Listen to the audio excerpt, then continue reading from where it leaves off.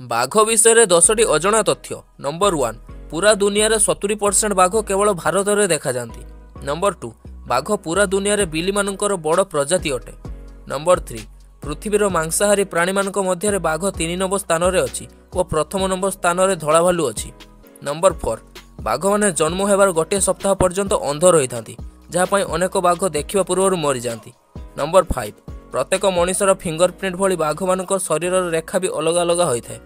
Number 6, tiger 8 metre दूरता और 5 metre उच्चता पर्यंत डेई पारे।